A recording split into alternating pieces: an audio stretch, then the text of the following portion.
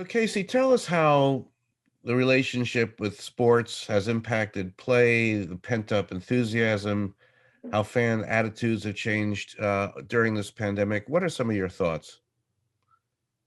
Yeah, I mean, so looking back to the early March of 2020, if you recall, March 11th was a very pivotal day, if you will, in the world of sports. That's where college basketball tournaments were being called off. The NBA had stopped play, and we quickly saw as a brand the consumer media consumption shift very quickly.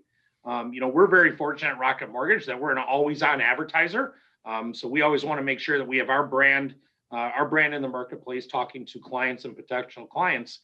And so we were looking to pivot very quickly as we saw media consumption shifting to different networks, programming, to different devices. We obviously have seen a continued growth in the OTT and connected TV space. And so when sports started to come back, and if you recall, like sports started to come back, the PGA Tour was one of the first, one of the sports live sporting events to take place, obviously in broadcast. The NBA and Major League Baseball were starting up around the same time. We were gearing up as well. So we saw connectivity continue to rise, not only across the linear, but certainly across streaming and digital devices. And so we were aligning with some additional, like Roku, for example, when sports started back up with MLB and NBA aligning with Roku and connected TV space. So fans are clamoring. They've continued to clamor to have sports not only come back but sustain. And exciting to start seeing whether watching NFL playoff games or some NBA arenas are starting to have fans back. So Americans love their sports, and so I'm excited to see sports continue to come back. Obviously, there's been a lot of exciting things that's happening when they're presenting the games, but also having fans attend is exciting. Not only as a sports fan for myself, but also as a brand, as we really enjoy partnering and investing in the sports space. So, looking back at this period, how have the networks and the leagues pivoted to, accommodate both the fans, but also for buyers? What's your perspective as a buyer? How have the networks and the leagues pivoted, and maybe some implications of that going forward? Yeah, so great question. I mean, looking again, going back to starting in March, and as sports ceased operations, if you will, and as we started to see sports come back, PGA Tour was a great example.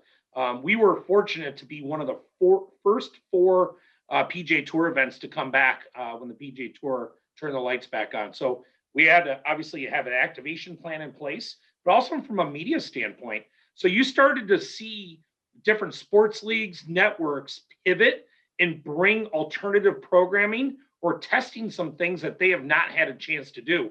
The Rocket Mortgage Classic was a great example. We were trying to bring more awareness to our digital divide and changing the course initiative in Detroit, and trying to help eradicate the lack of connectivity for our residents of Detroit.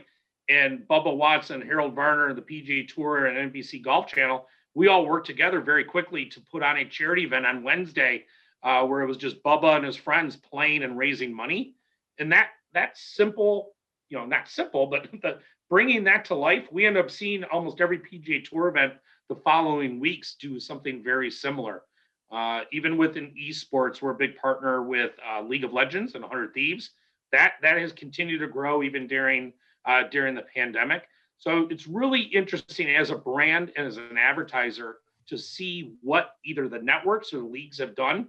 You're seeing virtual signage that maybe was not part of a television or a league's plan, if you will. You're seeing how the NBA, when they created the bubble, different opportunities for brands to be engaged. We saw it with the PGA Tour, certainly even with the NFL this year, with the tarp signage around the stadiums. And so as a marketer and advertiser, to me, in my opinion, it offers exciting opportunities to pivot along the networks and the leagues, and to bring our brand to maybe even a higher value and a higher presence with rabid sports fans. Which brings us to your project for the Super Bowl, and talk about an innovative integrated marketing plan with the squares. Tell us what's going on, and kind of the value there for you, and working with the NFL.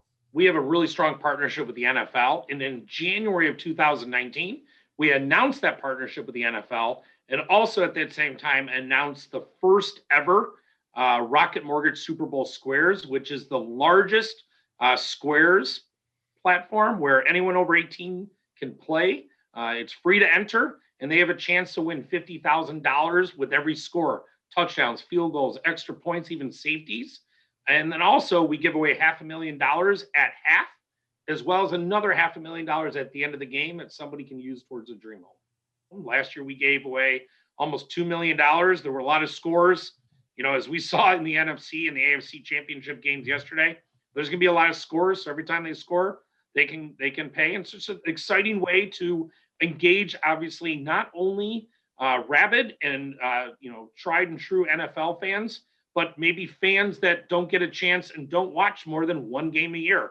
I use my own family as an example. My bride and kids will once in a while watch a Lions game with me, but more often they're going to just save up their football viewing for the Super Bowl. So it's a great way for us to engage all fans leading into the Super Bowl. So super excited about it.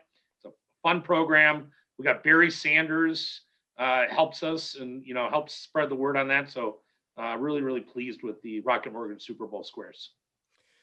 So Casey, you spoke a little earlier about OTT, and there's a lot going on, with Amazon, with Peacock, with different channels, and presumably the distribution will be increasing. Tell us sort of what's going on there, the opportunities for an advertiser, and in a related question, how does that sort of square with maybe getting new folks or retaining younger viewers? What's sort of the opportunity around OTT?